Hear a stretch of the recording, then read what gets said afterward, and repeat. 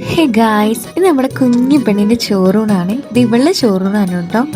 നമ്മൾ രാവിലെ ഇത് കുളിച്ച് നേരത്തെ വീട്ടിൽ നിന്ന് ഇറങ്ങിയിട്ടുണ്ട്.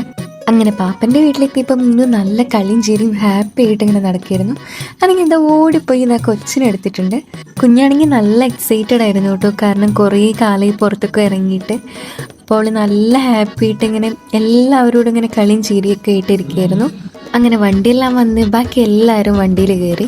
അങ്ങനെ ഞാനും രണ്ടച്ഛമ്മമാരും സായുട്ടനും പിന്നിലാട്ടായിരുന്നു. ഞങ്ങൾ ചോറ് കൊടുക്കാൻ വന്നത് കൊടുങ്ങല്ലൂർ ഭഗവതി ക്ഷേത്രത്തിലേക്കായിരുന്നു കേട്ടോ. അവിടുന്ന് പിന്നെ ഞങ്ങൾ നേരെ ചോറ് കൊടുക്കാൻ വേണ്ടിയിട്ട് നേരെ എൻട്രൻസിലോട്ടാണ് കേട്ടോ പോയി. ഞങ്ങൾ ബാക്ക് വഴിയാണ് കയറിയത്.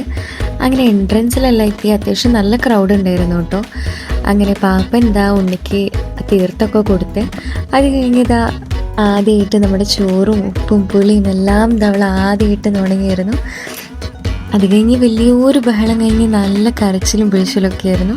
അത് കഴിഞ്ഞപ്പോൾ ആൾ നല്ല ഉറക്കമായിട്ടോ. പിന്നെ ഞാൻ തന്നെ ഇരുന്നു കൂടുതൽ എടുക്കണ്ടായിരുന്നു. പിന്നെയും കുഞ്ഞ് നല്ല കരച്ചിലായിരുന്നു.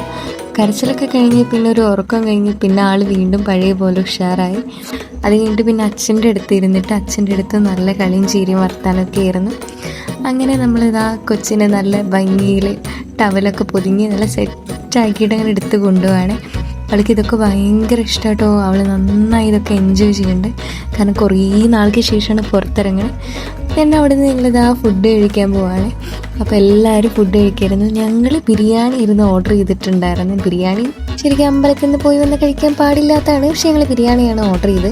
പിന്നെ ഞാൻ എൻ്റെ മീനൂട്ടിയുടെ കൂടെ കുറേ സ്നാപ്പ് എടുത്തിട്ടുണ്ടായിരുന്നു. അങ്ങനെ അവൾ ഹാപ്പി ആയി. ദെൻ റിട്ടേൺ വരുമ്പോൾ എല്ലാവരും ഭയങ്കരമായിട്ട് ക്ഷീണിച്ചു കിട്ടും, കാരണം വയറൊക്കെ ഫുള്ളായി നല്ല ക്ഷീണമായി.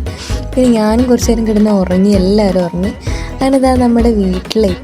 അങ്ങനെ ഞാനിത് അവളേനെ വീട്ടിൽ കൊണ്ടാക്കുകയാണ്. വീട്ടിലെത്തിയപ്പോൾ അയ്യോ അവൾക്കൊരു സ്വർഗം കിട്ടിയ ഫീലായിരുന്നു കേട്ടോ. അത് കഴിഞ്ഞിതാ ഞാൻ അച്ഛമ്മോട് പോവാമെന്ന് പറയുമ്പോൾ അച്ഛമ്മയ്ക്ക് ഭയങ്കര സങ്കടമാണ്. ടാറ്റൊന്നും തരുന്നും കൂടിയില്ല. അങ്ങനെ ടാറ്റ എല്ലാം പറഞ്ഞ് ഞങ്ങളിതാ റിട്ടേൺ വീട്ടിലോട്ട് പോവാണ്. പോണ ടൈമിൽ ഞങ്ങൾ നല്ലൊരു കോഫി, അപ്പോൾ ഞാനൊരു ഐസ്ക്രീം കഴിച്ചിട്ടാണ് പോകുന്നത്. അപ്പോൾ ഇന്നത്തേക്ക് ഇത്രയുള്ളൂ. ടാറ്റാ.